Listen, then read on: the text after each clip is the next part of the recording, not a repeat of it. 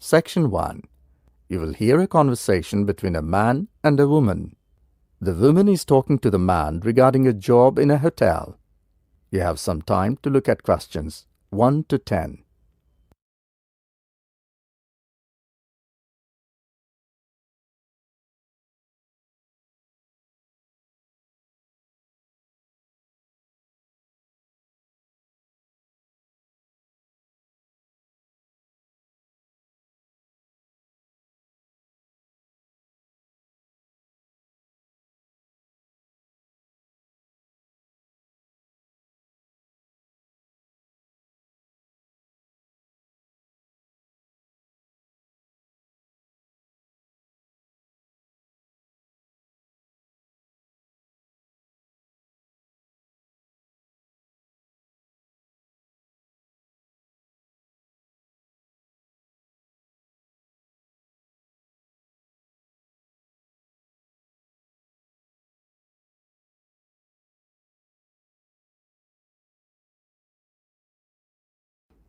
You will see that there is an example which has been done for you. The conversation relating to this will be played first. Good morning, Velat Hotel. How can I help you? Hello. I read about your advertisement in the midday news. Yes, we have given more than one advertisement. Is that advertisement related to housekeeping staff? The advertisement in the newspaper is related to housekeeping staff. So, housekeeping staff is written as an answer for the example.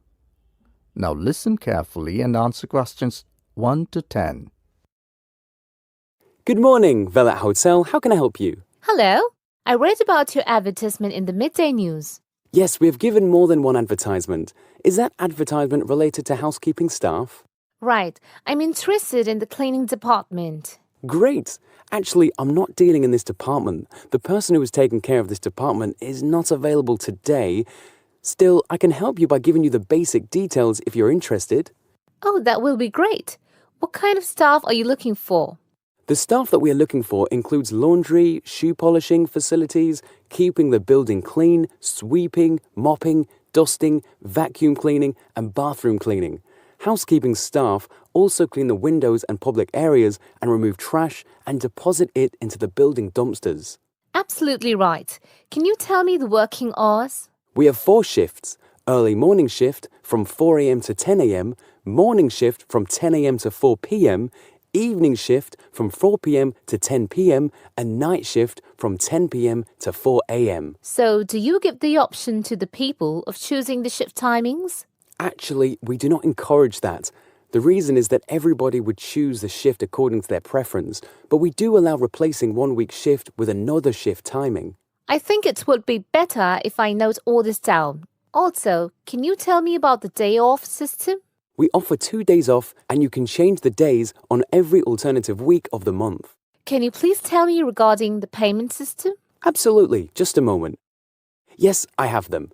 You get $8 per hour, which includes your break. Will I get meals or... Yes, we offer meals to all our staff and there is no charge for it, which is a big relief. Awesome. Also, you'll be happy to know that you also get tips from our bona fide guests. What about the uniform? Is there any uniform system? I mean, do you provide the clothes as a uniform? Of course, it slipped out of my mind. We do provide clothes for the uniform. Wow, that is good. As it is difficult for one to manage one's uniform, what is the color of the uniform? Green shirt and cream trousers, no prints, just plain. Oh, I forgot to ask about the date. From when can I join? Can you hold for a minute? You can join from the first week of next month. You know the weather is improving. Perfect. I'm free from next month. Great. But I would like to inform you that you have to call again and speak with Miss Samantha Bradshaw, as she's the manager who is dealing with housekeeping department. She'll guide you as to when you come for the interaction with the manager. Not a problem. What time should I call again? You can call her after 2 days, as on that day she'll have time to interact with you.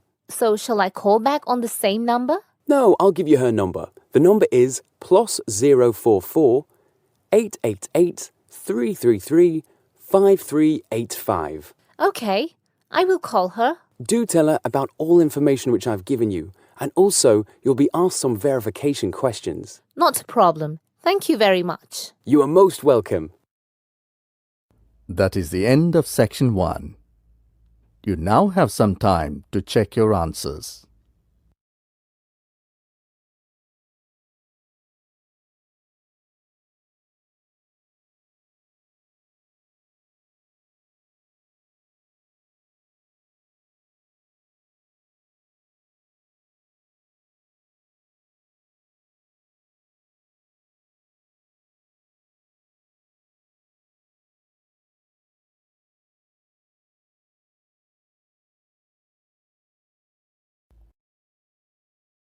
Now turn to section 2. Section 2. You're going to hear a reporter from the New York Times who is presenting a news report prepared by Dion Searcy and Robert Gebeloff on the topic Middle Class Shrinks, further as more fall out instead of climbing up. First look at questions 11 to 13.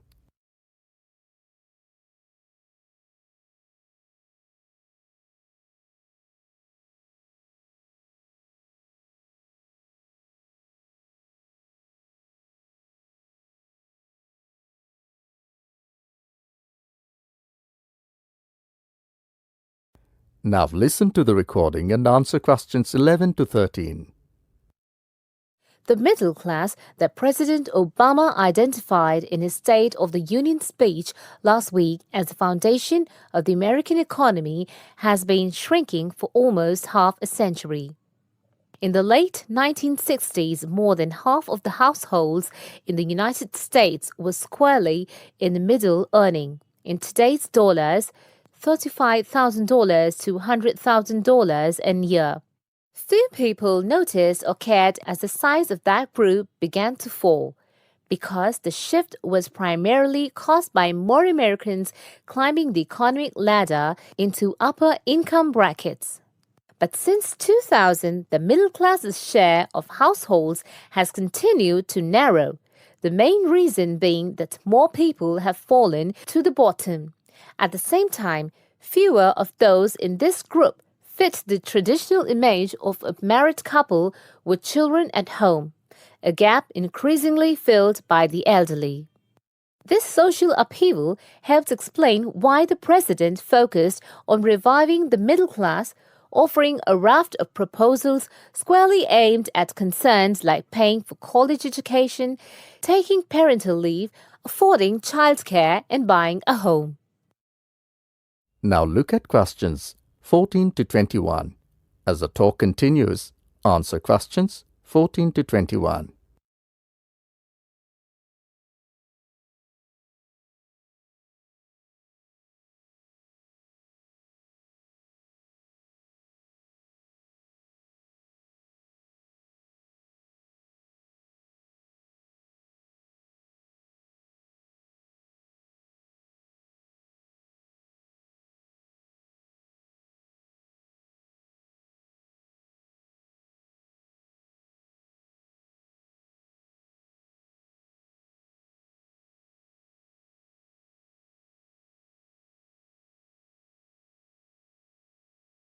Middle-class economics means helping working families feel more secure in a world of constant change, Mr. Obama told Congress and the public. Still, regardless of their income, most Americans are identified as middle class. The term itself is so amorphous that politicians often cite the group in introducing proposals to engender wide appeal. The definition here starts at $35,000, which is about 50% higher than the official poverty level for a family of 4 and ends at the 6-figure mark. Although many Americans in households making more than $100,000 consider themselves middle class, particularly those living in expensive regions like the Northeast and Pacific Coast, they have substantially more money than most people. However, the lines are drawn. It is clear that millions are struggling to hang on to accoutrements that most experts consider essential to a middle-class life. I would consider middle class to be people who can live comfortably on what they earn, can pay their bills, can set aside something to save for retirement and for kids in college, and can have vacations and entertainment, said Christine L. Owens, Executive Director of the National Employment Law Project, a lift learning research and advocacy group. That is the end of section 2. You will now have some time to check your answers.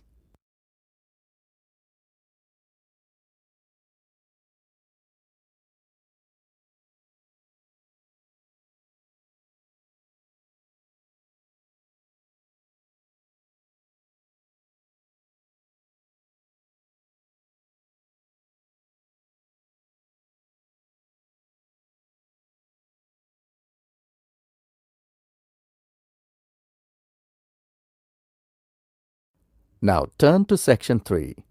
Section 3.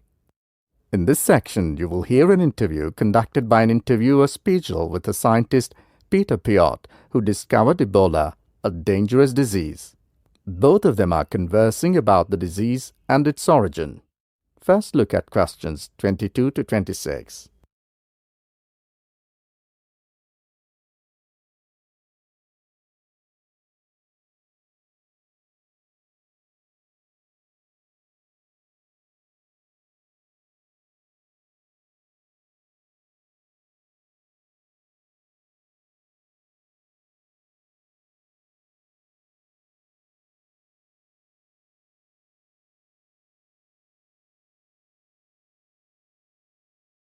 Listen to the conversation and answer questions 22 to 26.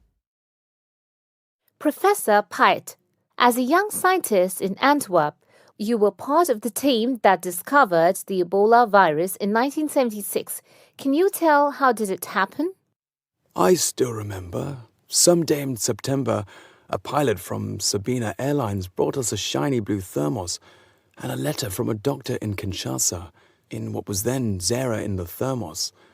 He wrote there was a blood sample from a Belgian nun who had recently fallen ill from a mysterious sickness in Yambuku, a remote village in the northern part of the country.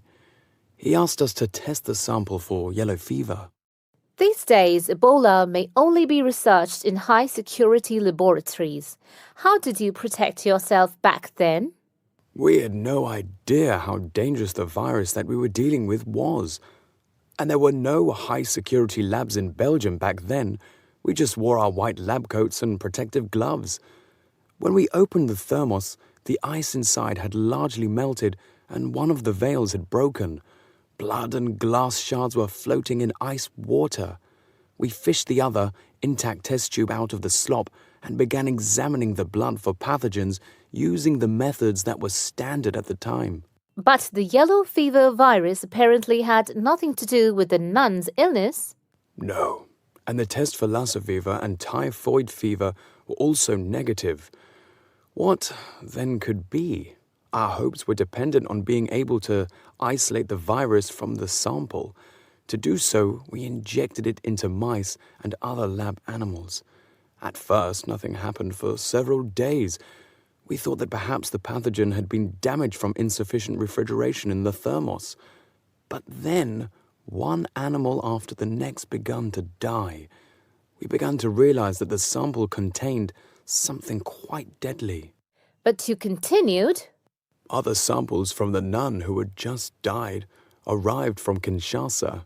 When we were just about able to begin examining the virus under the electron microscope, the World Health Organization entrusted us to send all of our samples to a high-security lab in England.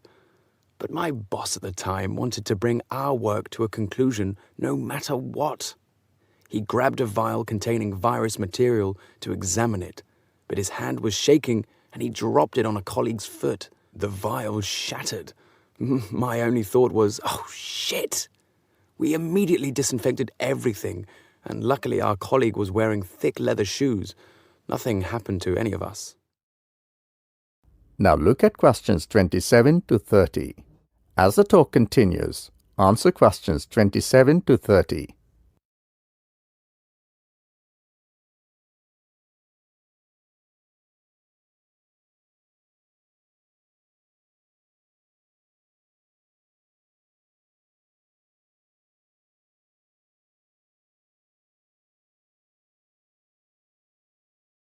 In the end, you were finally able to create an image of the virus using the electron microscope. Yes, and our first thought was, what the hell is that? The virus that we'd spent so much time searching for was a very big, long, and worm-like. It had no similarities with yellow fever. Rather, it looked like the extremely dangerous Marburg virus, which, like Ebola, causes a hemorrhagic fever. In the 1960s, the virus killed several laboratory workers in Marburg, Germany. Were you afraid at that point? I knew almost nothing about the Marburg virus at the time. When I tell my students about it today, they think I must be from the Stone Age. But I actually had to go to the library and look it up in the Atlas of Virology. It was the American Center for Disease Control which determined a short time later that it wasn't the Marburg virus, but a related unknown virus. Hundreds of people had already succumbed to the virus in Yambuku and the area around it. You were also the one who gave the virus its name. Why Ebola? On that day, our team sat together till late into the night. We had a couple of drinks discussing the question. We definitely didn't want to name the new pathogen Yambuku virus because that would have stigmatized the place forever. There was a map hanging on the wall, and our American team leader suggested looking at the nearest river and giving the virus its name. It was the Ebola River. So by around 3 or 4 in the morning, we had found a name. But the map was small and inaccurate.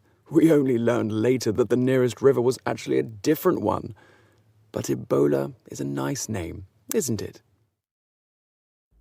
That is the end of section 3. You will now have some time to check your answers.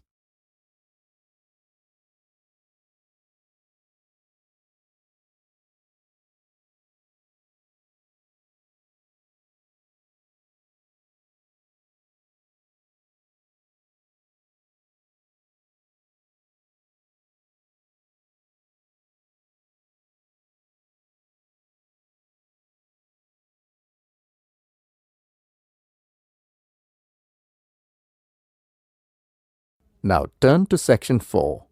Section 4. You will hear an extract from a talk given by a lecturer from Management Department of a university on the topic Job Satisfaction. First, you have some time to look at questions 31 to 36.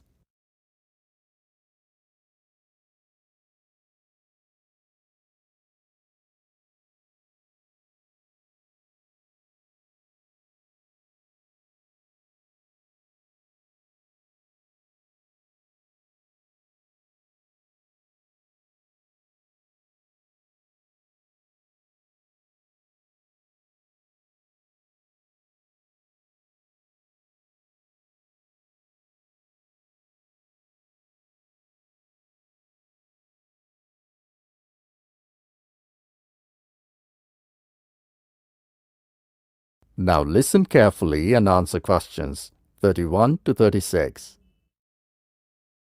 Job satisfaction is how happy an individual is with his or her job.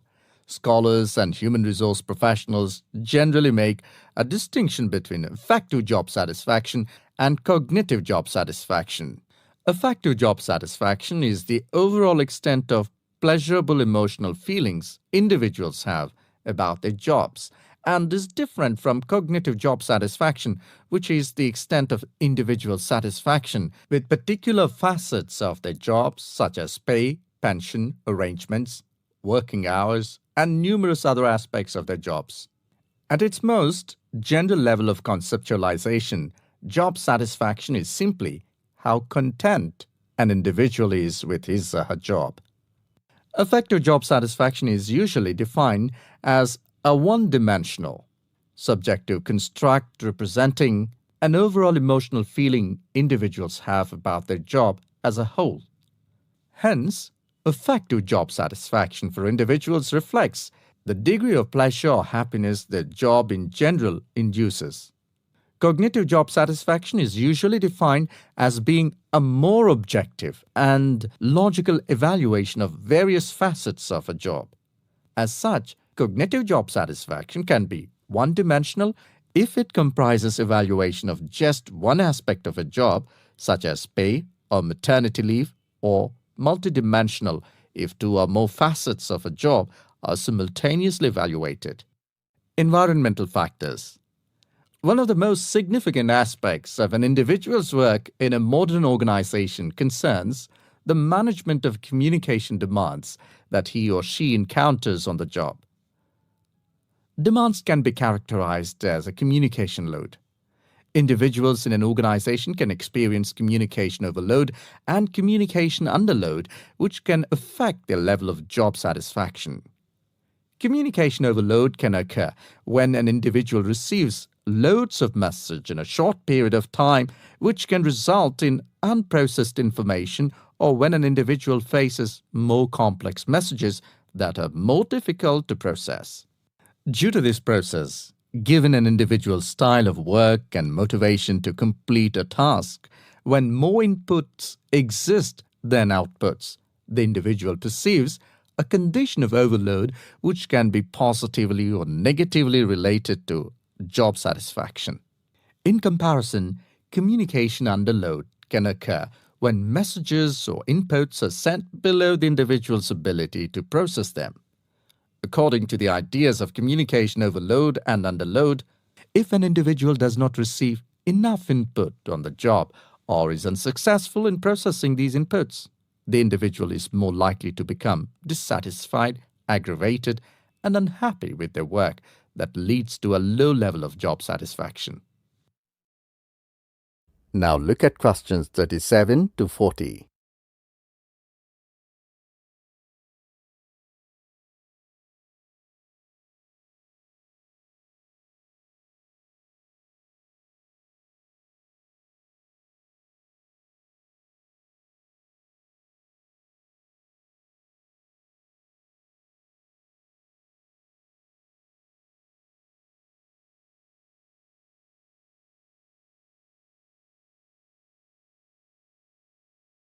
Now listen to the second half of the recording and answer questions 37 to 40.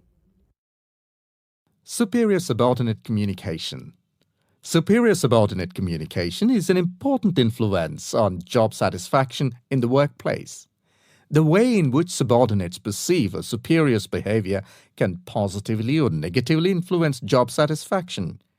Communication behavior, such as facial expression, eye contact, vocal expression, and body movement, is crucial to the superior-subordinate relationship. Nonverbal messages play a central role in interpersonal interactions with respect to impression formation, deception, attraction, social influence, and emotional bonding. Individuals who dislike and think negatively about their supervisor are less willing to communicate or have motivation to work, whereas individuals who like and think positively of their supervisor are more likely to communicate and are satisfied with their job and work environment. A supervisor who uses nonverbal immediacy, friendliness, and open communication lines is more likely to receive positive feedback and high job satisfaction from a subordinate. Strategic employee recognition. Employee recognition is not only about gifts and points. It's about changing the corporate culture in order to meet goals and initiatives, and most importantly, to connect employees to the company's core values and beliefs.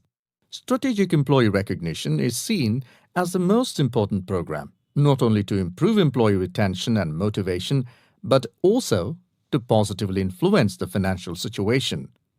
The vast majority of companies want to be innovative, coming up with new products, business models, and better ways of doing things.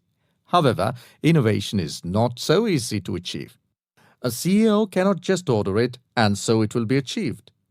You have to carefully manage an organization so that over time, innovations will emerge. Individual factors. Mood and emotions form the effective element of job satisfaction. Moods tend to be long-lasting, but often weaker states of uncertain origins, while emotions are often more intense, short-lived, and have a clear object or cause. Positive and negative emotions were also found to be significantly related to overall job satisfaction. It was found that suppression of unpleasant emotions decreases job satisfaction and the amplification of pleasant emotions increases job satisfaction. There are two personality factors related to job satisfaction: alienation and locus of control. Employees who have an internal locus of control and feel less alienated are more likely to experience job satisfaction, job involvement, and organizational commitment. The characteristics like high self-esteem, self-efficacy, and low neuroticism are also related to job satisfaction. That is the end of section 4. Now